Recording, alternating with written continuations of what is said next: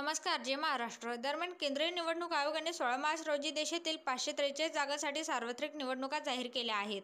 गेल्या अनेक दिवसांपासून या निवडणूक कार्यक्रमाची प्रतीक्षा होती. घोषणेआधीच देशभरात लोकसभा निवडणुकीचा माहोल तयार झाला होता. पक्षबांधणी, मोर्चेबांधणी, जाहीर सभा, प्रचार सभा, आश्वासनं दिली जात आहेत. 2014 ते 2019 मध्ये महायुतीने अभूतपूर्व यश संपादन केले होते. यंदाची निवडणूक आव्हानात्मक ठरणार आहे. त्यामुळे 2024 मध्ये महायुती की इंडिया आघाडी विजयी होते याकडे सर्वांचं लक्ष लागलं आहे. तसंच 2024 नंतरच्या निवडणुकांसाठी भाजपाकडून तयारी सुरू झाली आहे. या पार्श्वभूमीवर पंतप्रधान नरेंद्र मोदी यांनी एका कार्यक्रमात सूचक वक्तव्य केलं आहे. दरम्यान यावेळी पंतप्रधान नरेंद्र मोदी यांनी सुरुवातीलाच आगामी निवडणुकीबाबत भाष्य केलं आहे.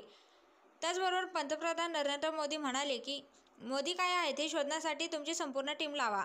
त्यांना ते शोधून काढू द्या. तुम्ही 2019ला अडकलात, मी तर 2047ची तयारी करत आहे, असं म्हणत पंतप्रधान नरेंद्र मोदी यांनी 2024 नंतरच्या निवडणुकांबाबतही सकारात्मक भाष्य करून तेच पुढे भाजपाचं सरकार सत्तेत राहणार असल्याचं सूचक वक्तव्य केलं आहे. तसेच लोकसभेच्या निवडणुका लागलेल्या असताना त्यांचं हे विधान महत्त्वाचं मानलं जात आहे. जेव्हा मी अशा कॉन्क्लेव्हला जातो तेव्हा माझ्याकडून हेडलाईन्सची अपेक्षा केली जाते, पण मी डेडलाईनवर काम करणारा व्यक्ती आहे, हेडलाईनवर नाही, असा टोलाही मोदींनी यावेळी लगावला आहे.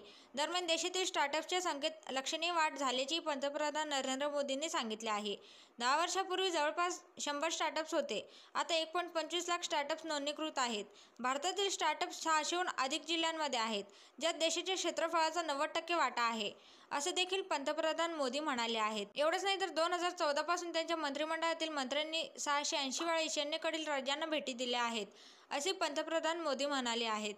दरम्यान ते म्हणाले, मी पंतप्रधान म्हणून देशाच्या इतर सर्व पंतप्रधानांनी केलेल्या एकत्रित दौऱ्यांपेक्षा ईशान्येकडील राज्यांना जास्त भेटी दिल्या आहेत.